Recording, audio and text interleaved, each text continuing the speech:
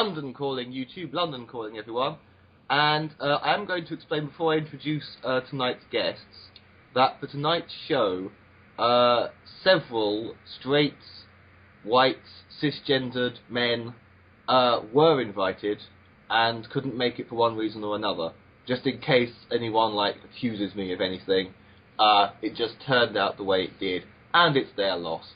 So we don't get to ask anyone to check their privilege, and we won't have anybody mansplaining tonight. But I think I'll go, if you'll all introduce each other, I'll go alphabetically, and I suppose the Bun comes first, who is new. Hello, Bun. Hello. Would you like to tell us all something, just I don't know, a random fact about yourself, or just anything, really? I have 3 college credits in psychology. I've been immersed in social justice pretty much my entire life, and I use they/them pronouns. Aha. And Catie, we met you briefly last time. Just tell us anything you like about yourself. I'm playing Pokemon right now. Excellent. Yay! Oh, I'm so jealous now. And Queenie, say anything you wish. I am schizophrenic, and I am also a queen. Worship me! No, I'm just kidding. I'm so glad. For anyone who's heard last week's show, I'm so glad I don't have to call everybody Dave. So, right. Well, without further ado then, the first topic tonight comes from an article from The Guardian Online, and basically this is it's a UK story. Gay asylum seekers face humiliation. Basically, if you're a gay or bisexual man, I say man because it seems to just refer to male homosexual and bisexual people, you could be asked, basically interrogated with such questions as, did you put your penis into X's backside? When X was penetrating you, did you have an erection? Did X ejaculate inside you? And bizarrely, why did you use a condom? Where obviously I think we can be quite reasonable in assuming that no straight person was ever asked, did you put your penis into her vagina? And as I'm the only, I'm a bisexual man, so I guess I'm the only gay or bisexual male in the room. So I'm not on the host, I'll say, personally, although you could make the case that if they're asylum seekers, they're fleeing worse than that, that would be a very flimsy kind of justification or excuse. And no, I would not be comfortable with some official who's a complete stranger asking me those questions, which is about Did all I have. Did you put your pee-pee in your bunghole? So, I'm so glad I was muted. It laughed so hard. I'm sorry, Alex. That's all right. So, okay, going alphabetically. Bun, do you have any opinion on this story? I think that it's downright disgusting. I mean, honestly,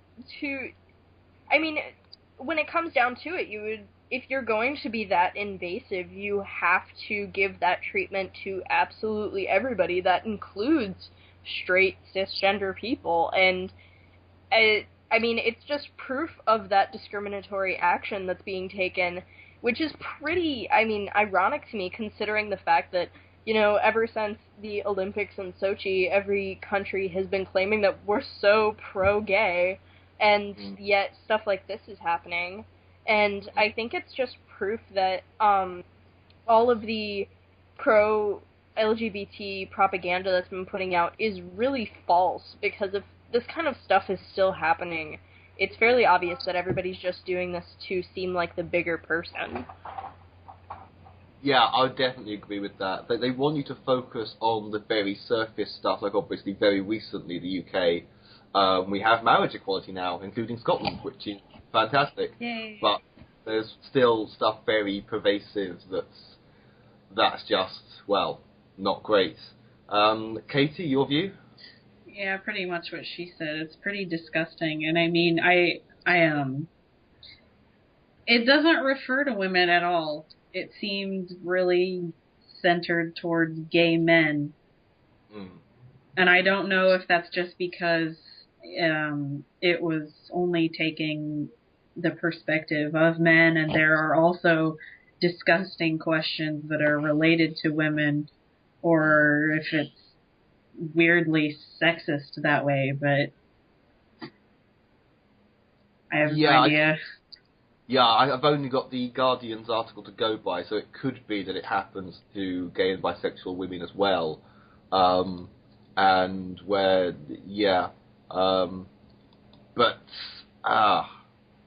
Queenie? Well, I'm pretty much on the same page as Bun and Catie here. I mean, from the military perspective, because I was in the military, woo, hooray for me, you know, whatever. I guess it's kind of their job to keep people out, but at the same time, it's grossly inhumane and deeply humiliating, and I don't approve of it.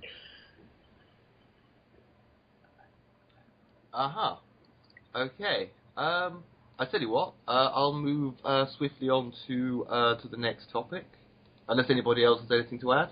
It just occurred, well, I don't mean that it just occurred to me now, but, like, it occurs to me that people are, like, at schools and, like, in gyms, they all fit women and men into their own dressing rooms. Mm. And I don't understand, like, why they do that, because if there are women that like women in that locker room, as there may well be, you know, why? I don't get it.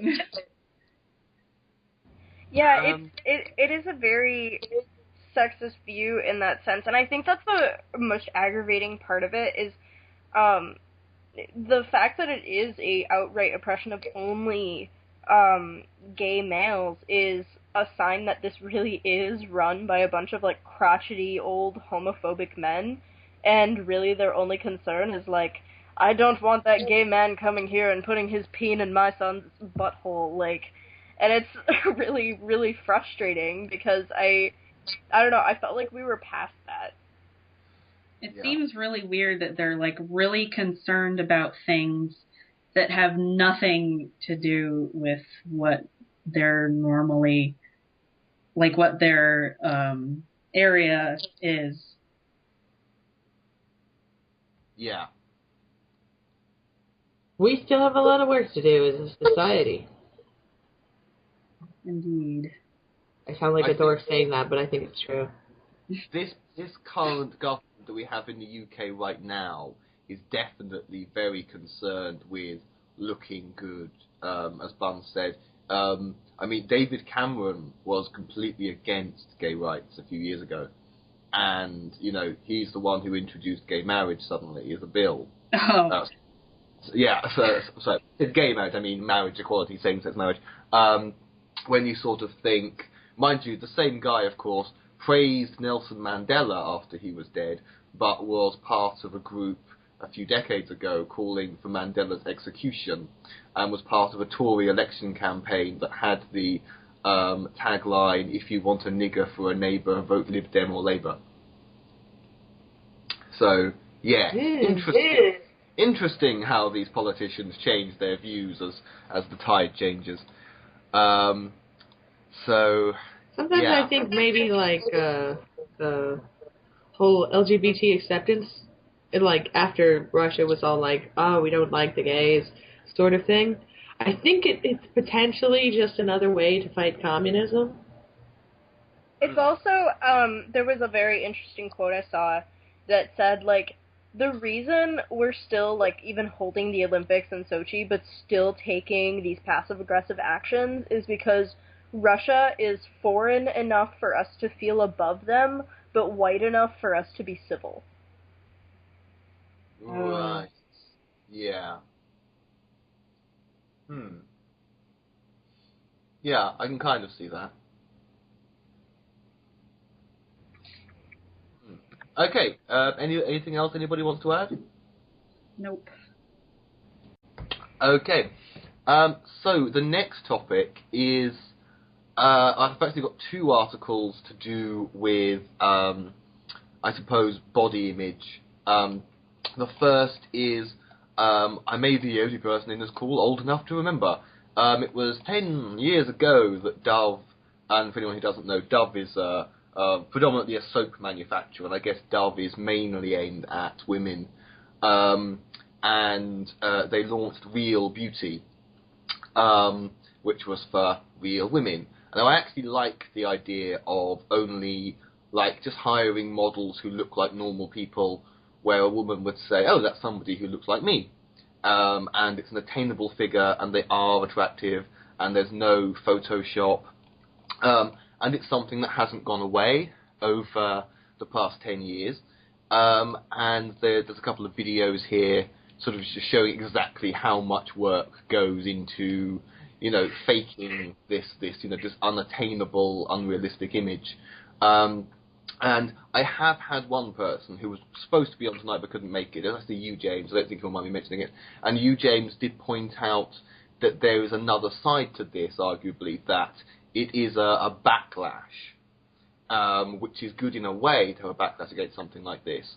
But at the same time, you're saying, oh, this is real beauty. These are real women, where suddenly they become the supremacist, and you can actually get abuse for being really thin, wearing lots of makeup and stuff. So, and yes, you can be cynical and say, well, Dove are just aiming at another part of the market. Well, yes, but then they're in the business of selling soap, and if they were taking advantage of a situation by saying, we're going to start the ball rolling for this backlash, and they make money out of that, there's nothing necessarily wrong with it. The other thing is that Barbie, and there was a thing not long ago about Barbie, if she were a real person, couldn't stand up, couldn't walk, and would be dead. That's how unrealistic. So she's literally anatomically impossible.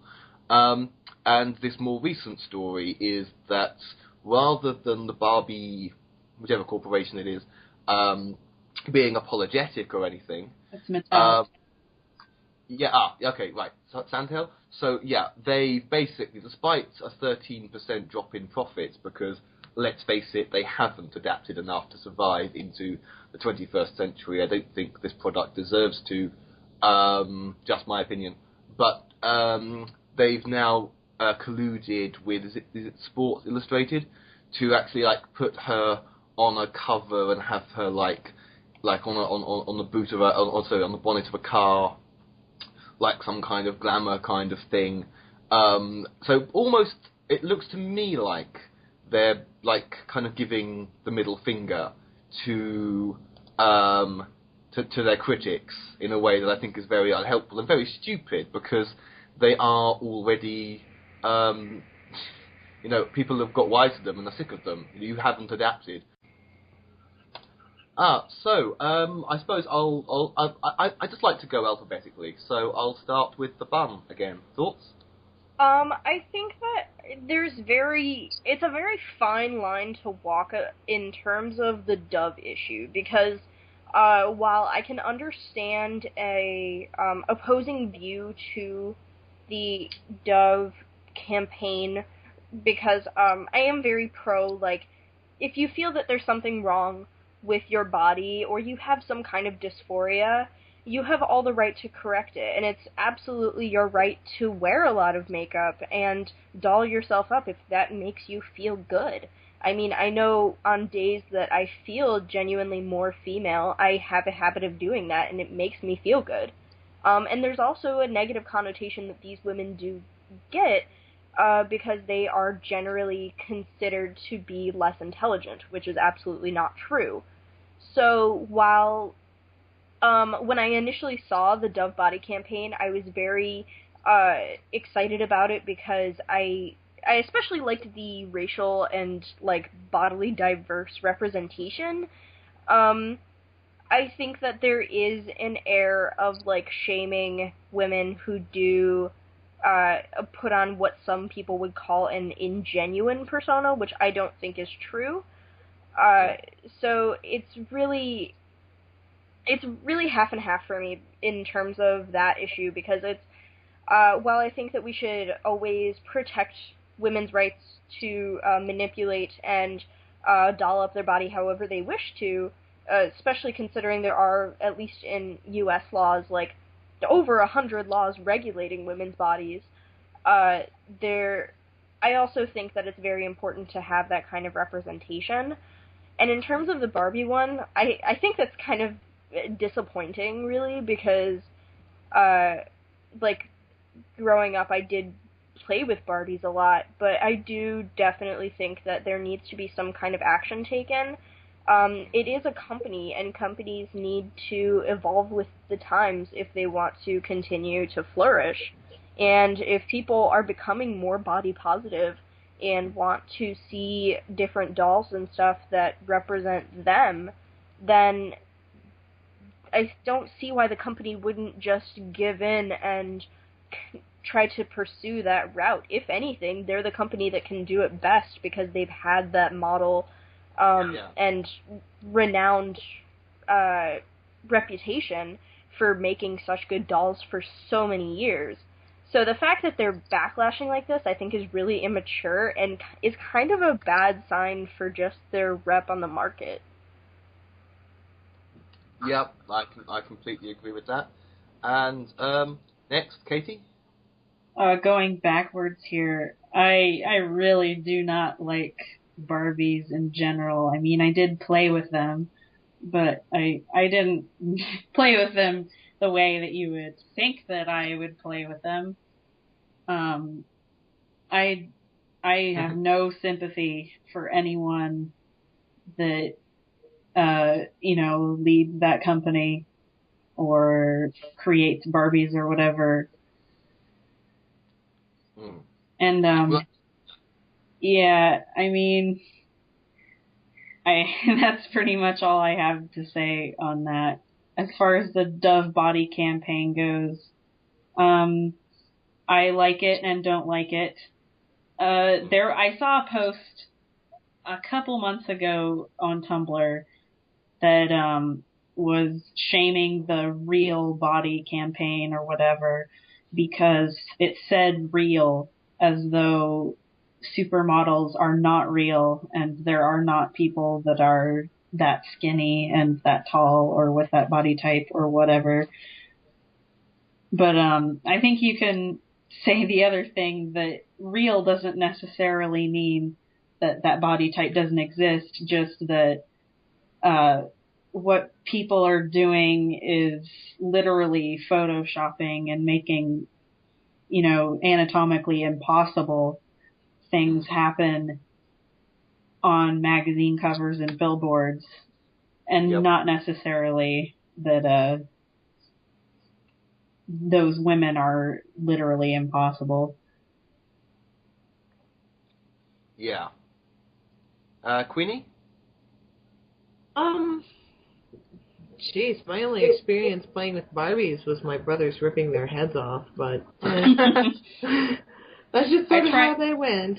I used to try to put clothes on them, but they were so stiff that I couldn't, so I ended up just letting them be naked all the time.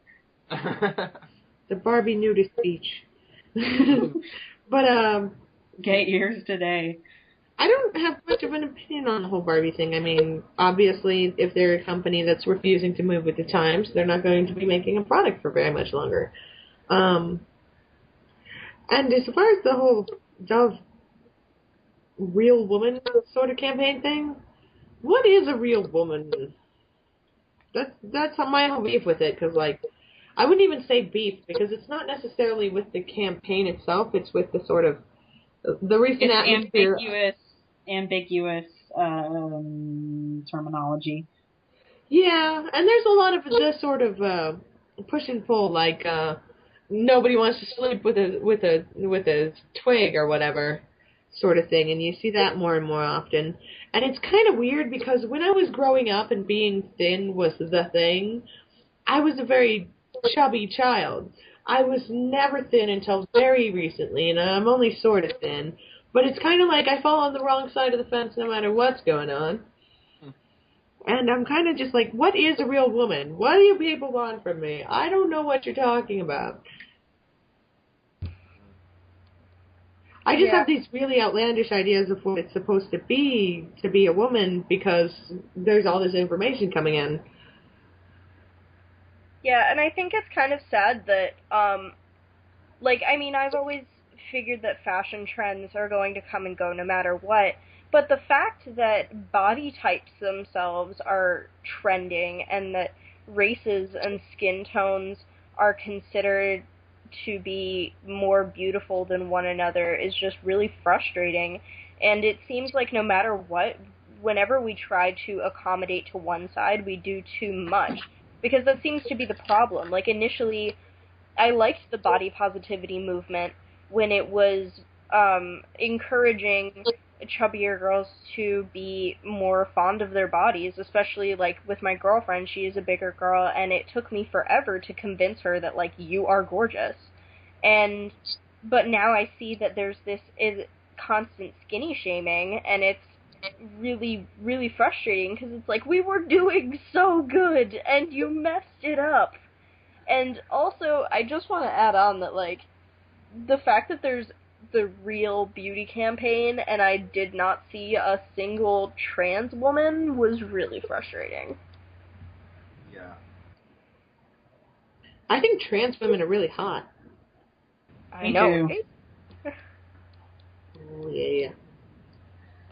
I think general consensus is that general consensus doesn't actually exist. And usually people's ideas of what the general consensus is whatever they want it to be, which can be something that they disagree with.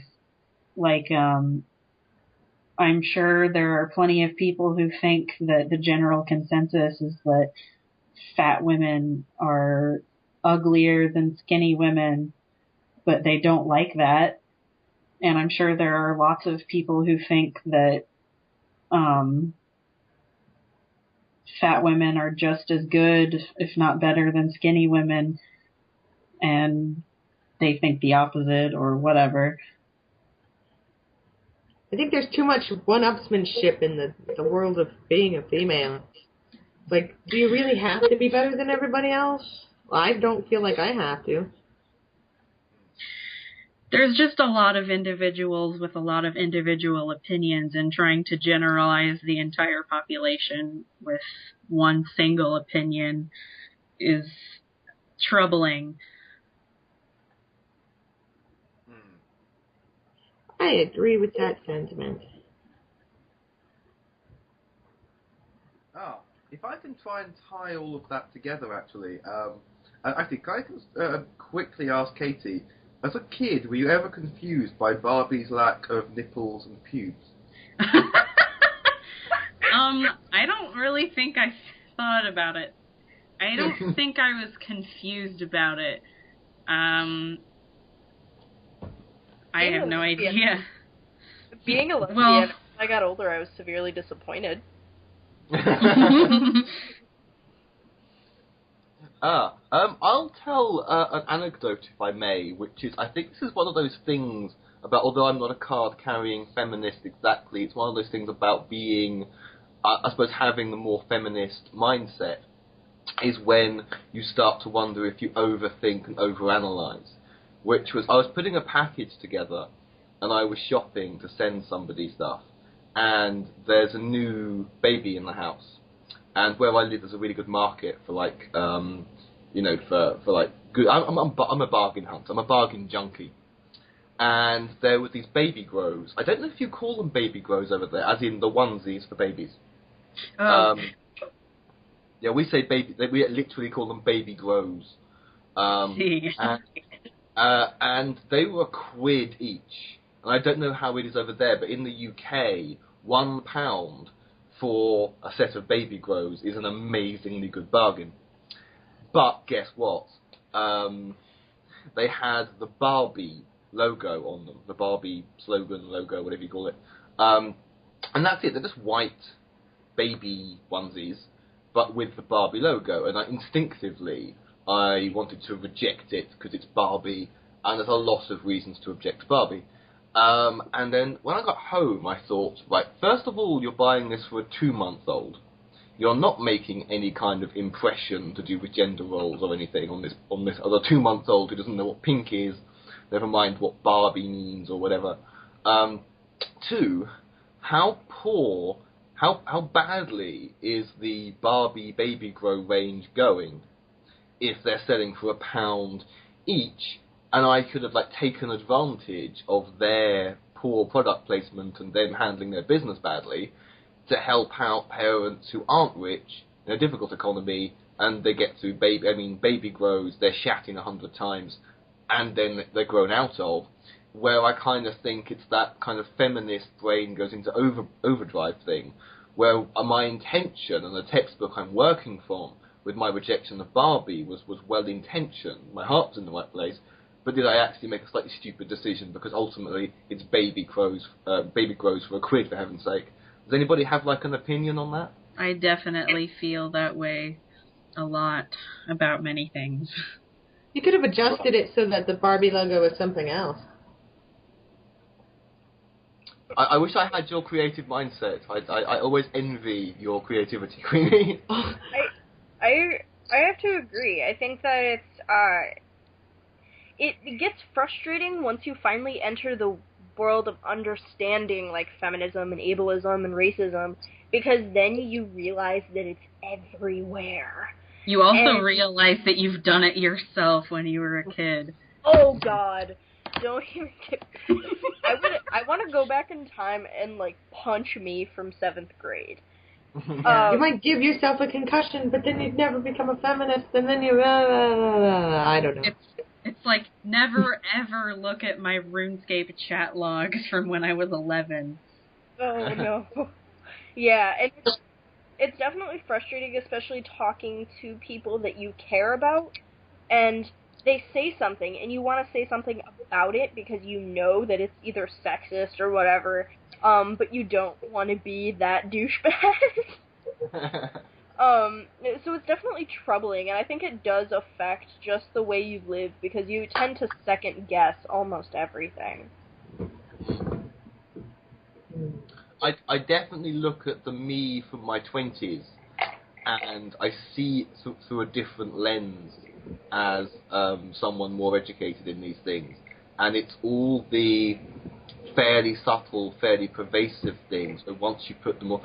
my analogy that I use for this is, it's like knowing that most of the iceberg is beneath the surface, and at some point you develop sonar. Okay, so, we'll start with Bun. Any thoughts? I agree, because looking back, it's very easy to, or it's very difficult to see all of the things that we've said and done that could be considered anti-feminist or just very sexist. And the idea that we once said those things with a clean conscience is kind of disturbing. And I feel like it's one of those things that's both a blessing and a curse, because on one hand, it's it feels good to know, all of the things that are going on around you and being able to call them out and also be opposed to them. But also, sometimes it's very problematic because people you care about have not yet learned about these things or reject them, and to have to go through life constantly seeing all of the sexist and ableist and racist things in the world, and one, knowing that they're there, but also feeling powerless because you feel like you're the only one willing to call it out, and that you can't really do anything about it, is just a really shitty feeling. Yeah. I was looking for stuff recently, because it's... I don't know, obviously I think I'm older than everybody else in the call, but I can remember when Friends began. I was 13, and Friends felt really progressive at the time. I was looking at this partly from a point of view of body image, because body image, I think, was an issue for both men and women, that everybody's picked out as male model type number 2, female model type number 3. But there were loads of problematical thing in Friends, which obviously started 20 years ago, ended 10 years ago, which never struck me at the time at all, and ethnicity-wise, it's set in New York, and it's almost exclusively white. And when I was aged like 13 to 23 when the show was on, never noticed. Hello? I'm here. Yeah. Oh, okay. Sorry, so we've had the bun. Catie, your thoughts?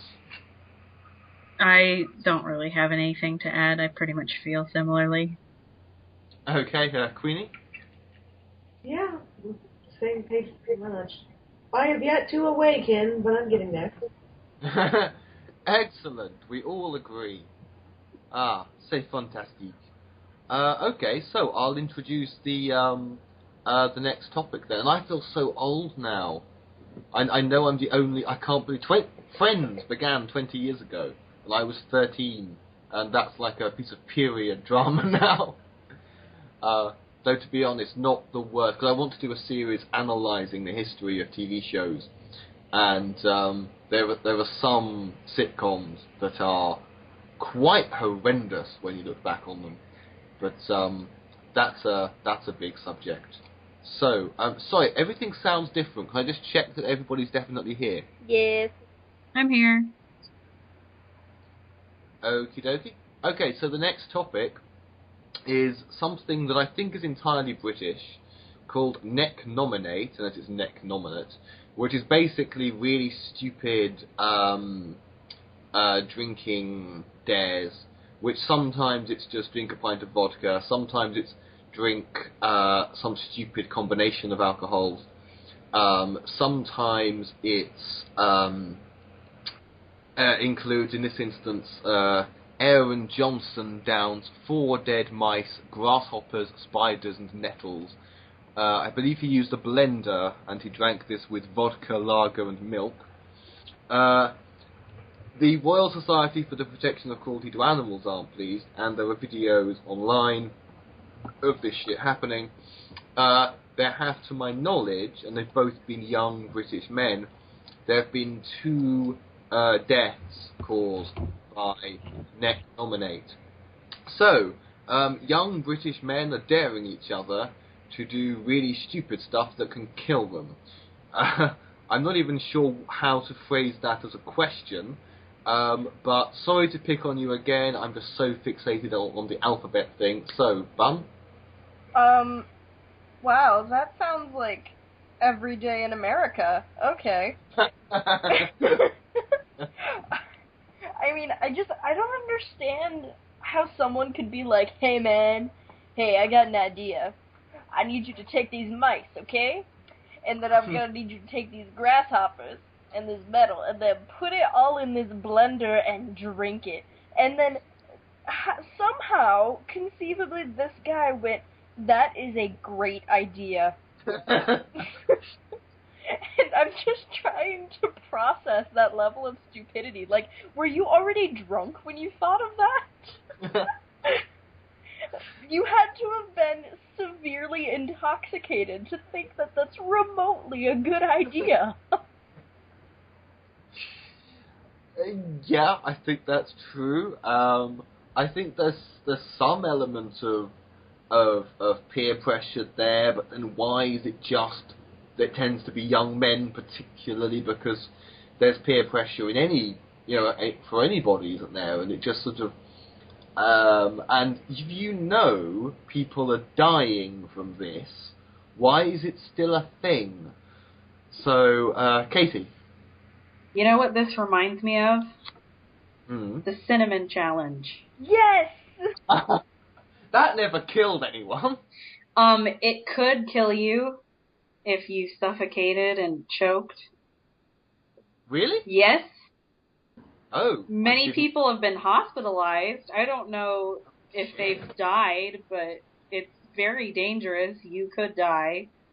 There was one other challenge that was popular, somewhat, it was shortly after the cinnamon challenge, but they were pretty much recurring, together. I don't remember what it was, though, but that was, even more dangerous. Wow. Is there, some choking game? It was Yeah, I think like, so. choked yourself out as far as you possibly could or something. Yeah, I think that might have been it. I don't remember. I thought it was like you had somebody else choke you until you passed out. There was also, less dangerously, the ice and salt thing, where you would sprinkle salt on your skin and then stick an ice cube on it. And I don't know if you've ever actually seen a video of it, but essentially it would burn off like a chunk of your skin. Ah. Mm-hmm. I haven't seen that. I've seen... Yeah. It would leave a scar. It wouldn't be a permanent scar. The skin would grow back, but it looked really painful. I have seen that thing where it's freezing cold outside. It's like snowy, icy weather, and you throw a cup of boiling water into the wind, but sometimes it blows straight back. Yeah. But yeah, it creates a massive like cascade, but it can still hurt if it throws itself back at you. Mm-hmm. But the thing is, this story sounds funny, but these are guys in their early 20s, and you just kind of think a whole life got wasted there because somebody dared you to, like, drink something, and I just sort of... And it's not necessarily when it's the really stupid stuff. I can't imagine even downing a pint of vodka in one go. I don't think I could. I think my body would... I almost admire somebody who can down a pint of vodka. Well, I'm quite a heavy drinker. Certainly I have been. And then you talk about the sort of mixing of cocktails and how much of this is peer pressure and exactly how much must you crave people's approval. But, sorry, Queenie, we didn't hear your full point of view. Oh, young people do dumb shit all the time. Oh, okay. Yeah, this isn't especially if you have something to prove. This isn't technically anything new. I mean, the practice itself might be new-ish, but this is just another episode of Jackass as far as I'm concerned. Oh. But with fatality. Did he ever die on Jackass? Maybe. I've never actually seen them. I don't think anybody's died, but they've been hospitalized and then, like, didn't come back to do another one. Oh, okay. Of the drinking, or? No, of the, Jackass. Oh, okay. Yeah, nobody died on that show. If it's a machismo thing, I can kind of understand, because where I grew up, which I'm now living in again, it was very common, like, you kind of prove your maleness through eating the spiciest curry by drinking a lot of lager, and you're supposed to steal traffic cones or any street furniture. It's like that's like a macho initiation thing. But the thing is, if you're stealing traffic cones, you might get arrested, and then you've been arrested. But I really think if it's like young men betting young men, you can't do this, you can't do that. There's a big difference between risking a night in the cells and risking your life.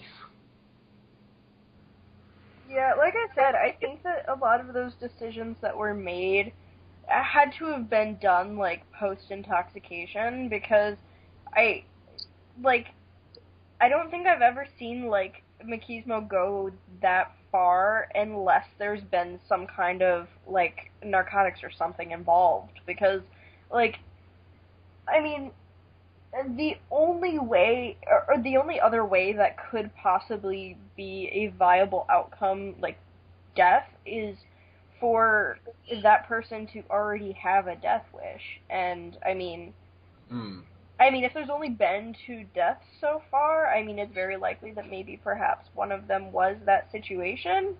But, I'm gonna go on the, dare I say, lighter, stance on it and say I think that they were probably drunk beforehand. That doesn't even seem that dangerous, though. I mean, you're just drinking, right? There's this sort of, there's a thing with people in general that I tend to notice, and it's stronger in some people than others.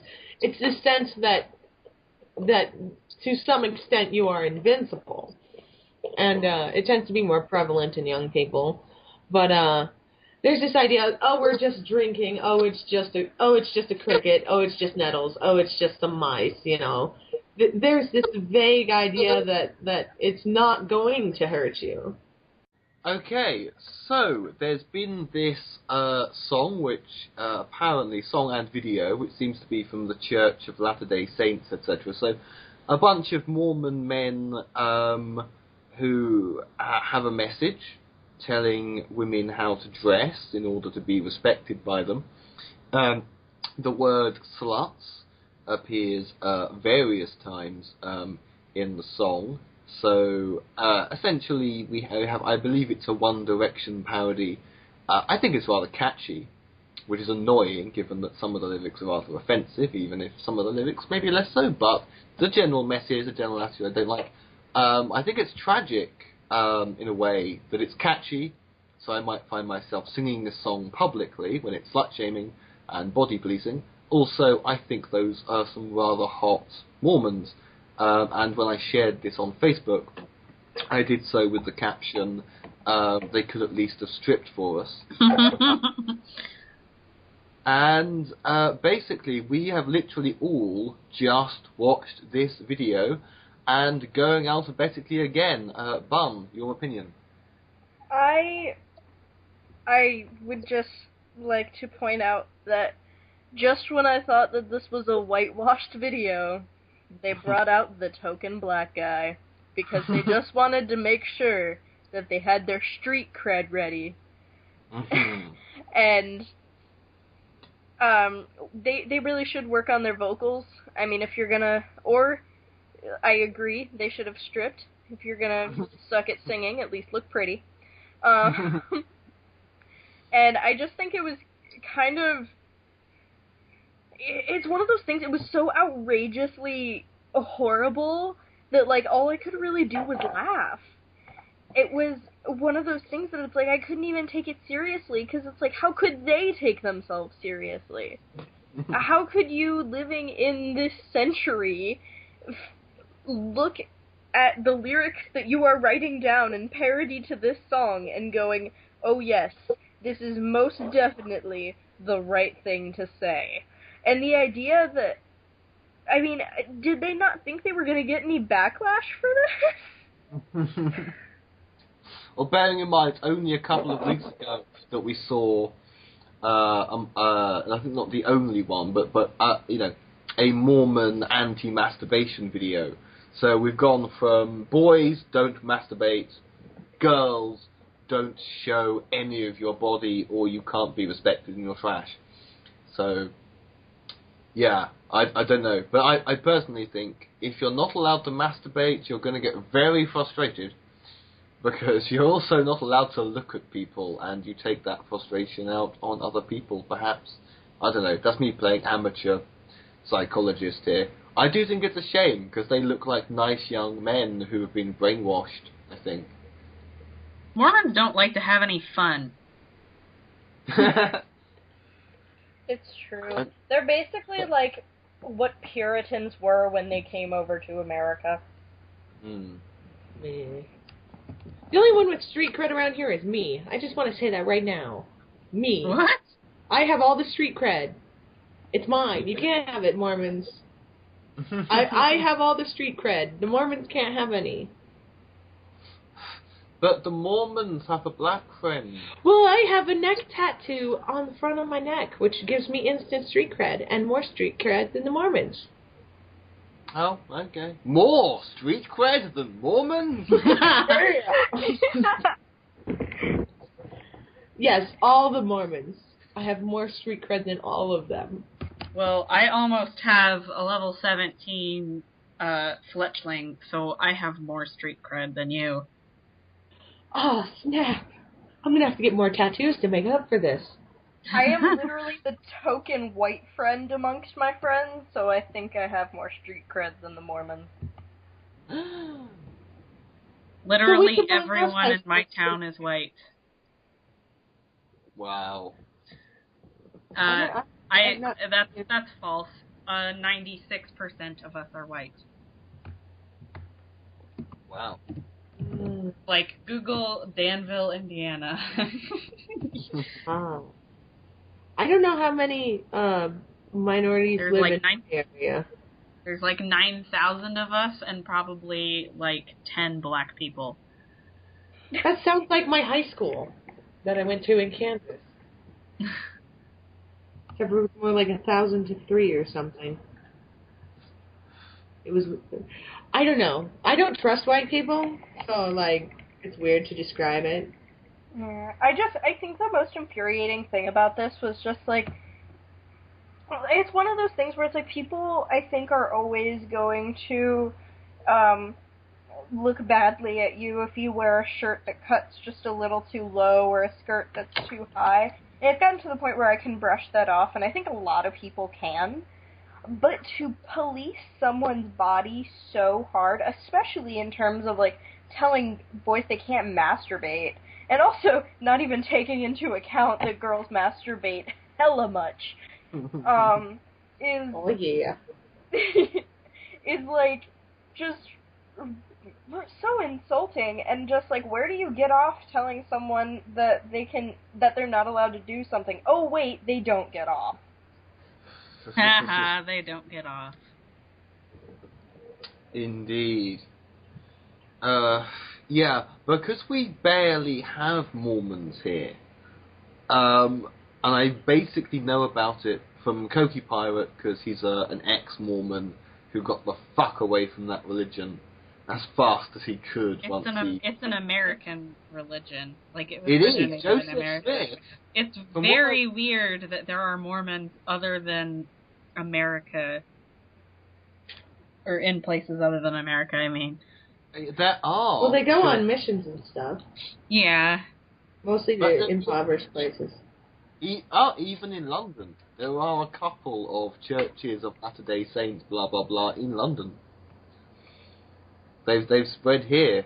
So, yeah, it's bizarre, because it's an example of how religion in the common model. Sorry to any theists listening, but this is what always gets me, is when you get to the past 100 years or so, history is so well recorded that you know if it's made up by a con man or a minister who was fired from a mainstream church and then happened to discover the one true faith, or a science fiction writer. Hubbard. And let's face it, Joseph Smith, the story itself, it's transparently fraudulent. It's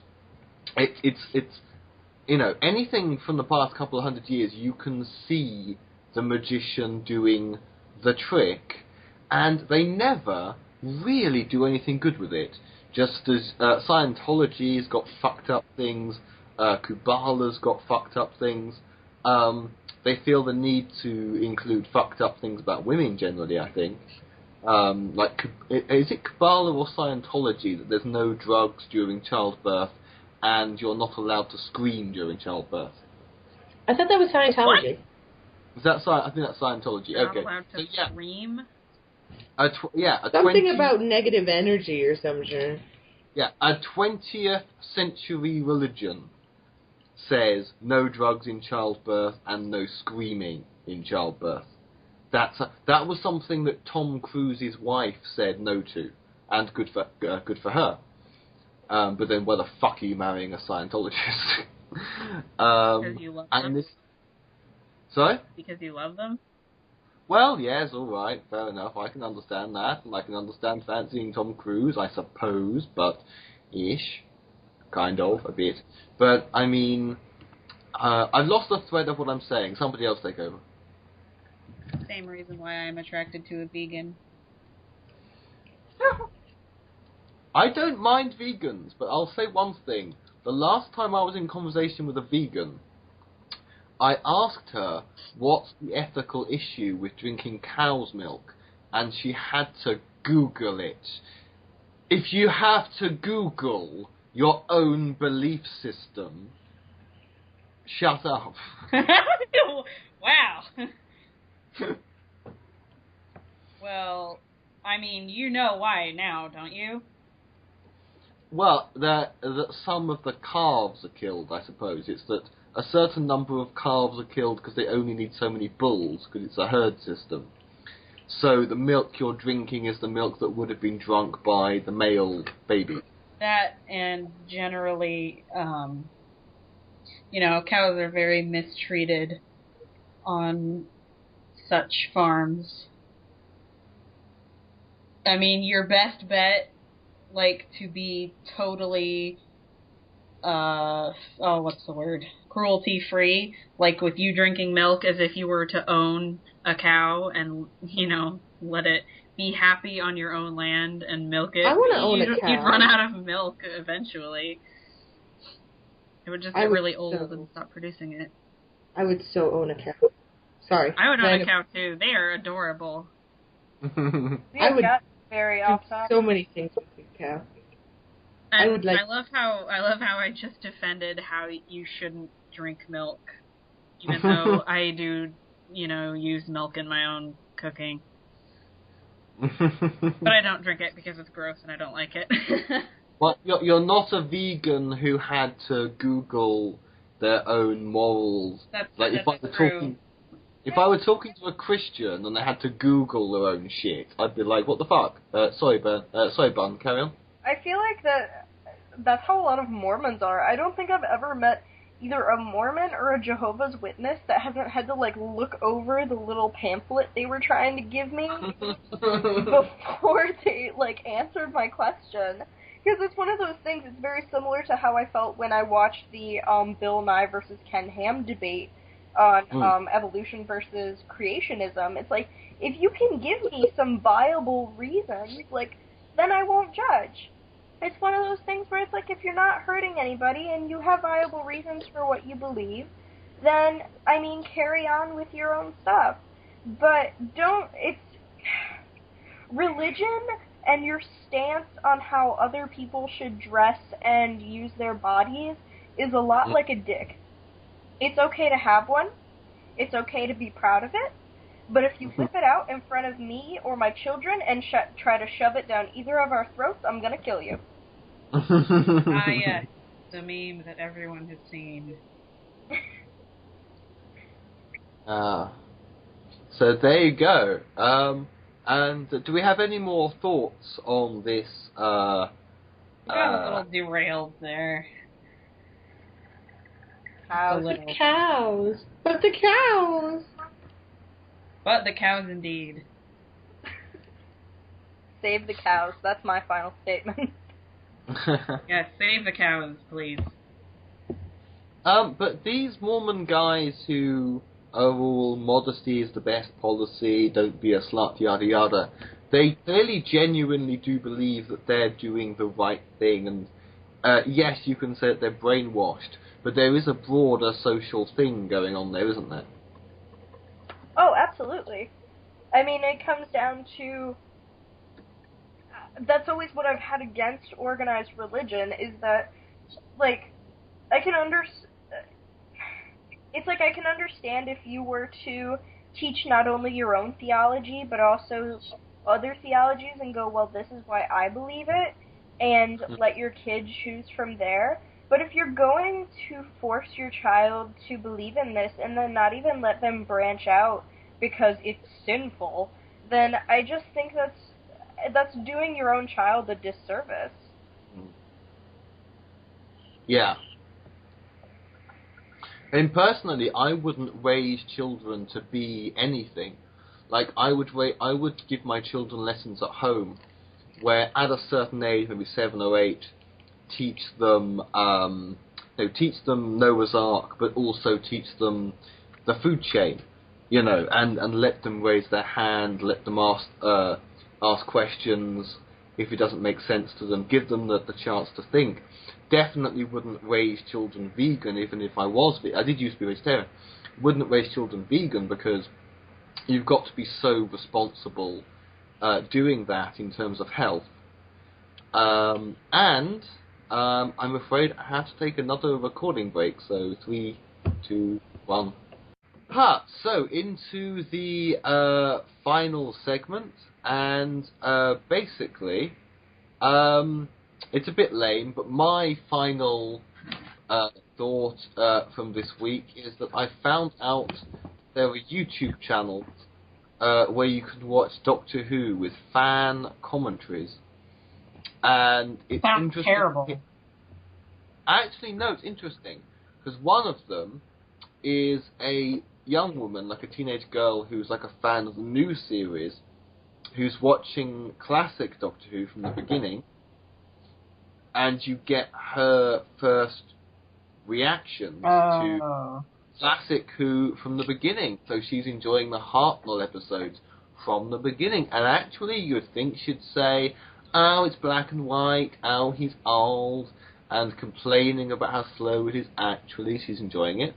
And also, more recently, there's another very recent hooligan who literally, because of Tumblr, became a new Doctor Who fan, having never heard of the show, just in, like literally this year, who's providing his literal, this is my reaction to these episodes, starting with the first episode of the new series, where actually I'm enjoying, he's still on the Eccleston one, and I'm enjoying watching classic Who with her and new Who with him.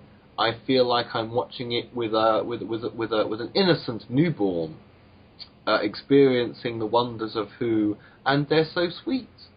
It's like, oh my god! And for a lifelong Whovian like myself, who was watching, I was watching classic Who before I was five, and I can remember.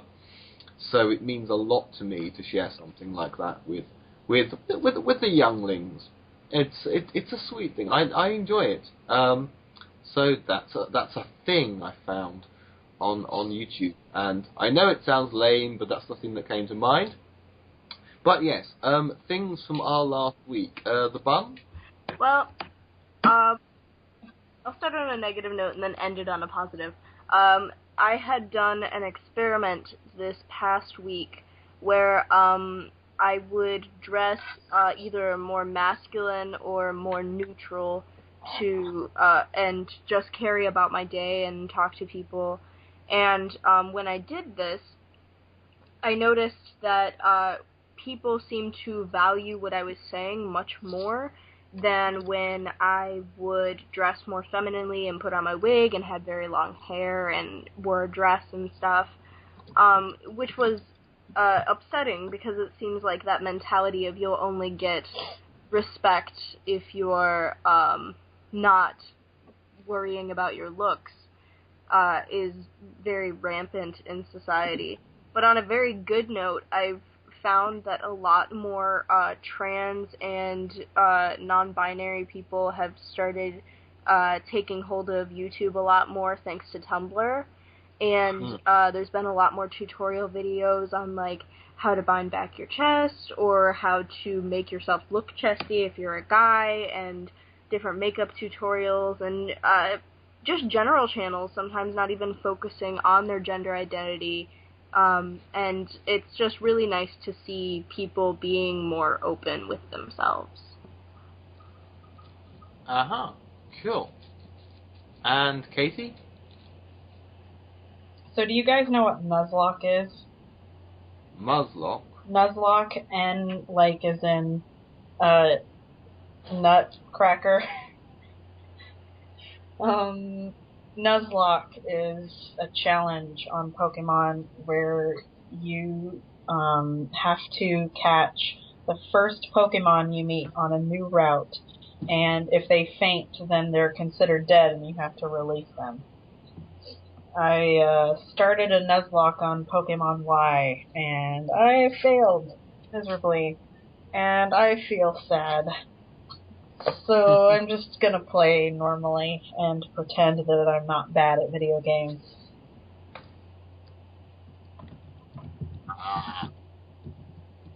Okay, and Queenie?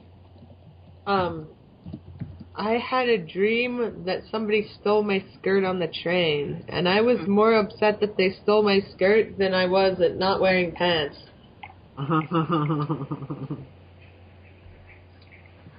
Okay. And can you describe the thief? Actually, no, I don't know who did it. Which you think you would know who stole your skirt when you were supposedly wearing it moments ago, but I just don't. Aha. They must have been invisible.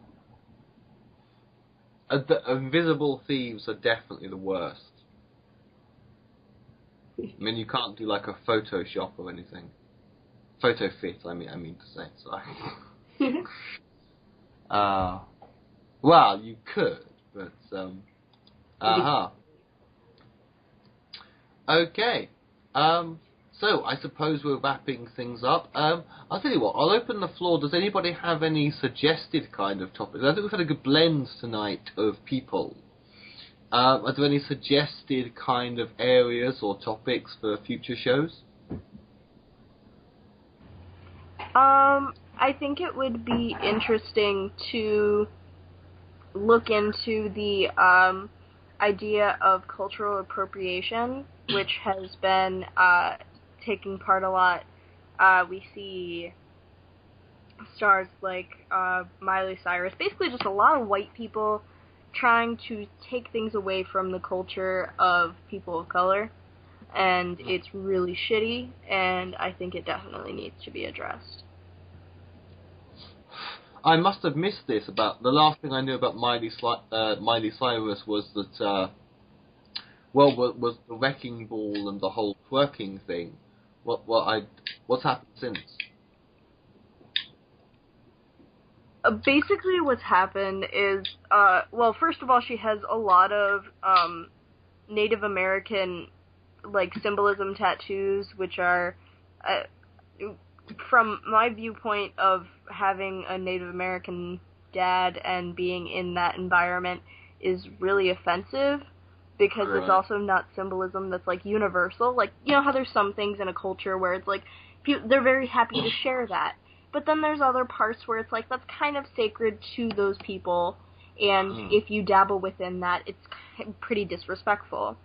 And the same thing is happening with black culture, and it's just very frustrating. And I mean, don't even get me started on the Miley Cyrus's constant objectification of black women.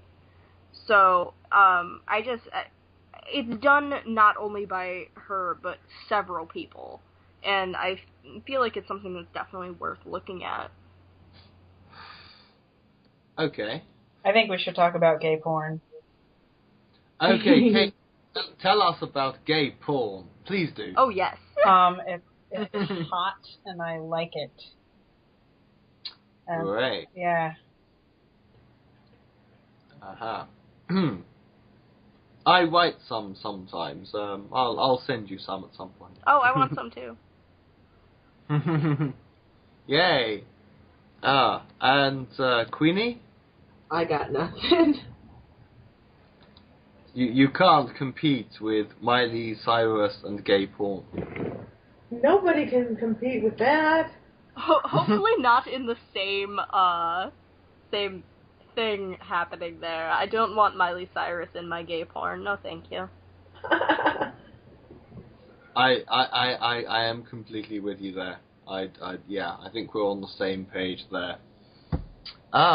Okay, so, let's go round in a circle and have our sign off. Last week I had Dinosaur Grr, so I don't know. I don't know what to say this week. I don't know. Blickle! Bun, can we have your sign off and goodbye? Pickle! Pickle is good. Okay, Katie? I like big butts and I cannot lie. Excellent. And Queenie? You other brothers can't deny. When a girl walks in with the itty bitty waist. And the red thing in your face. You get it wrong. So, and there you have it. Because I am hung.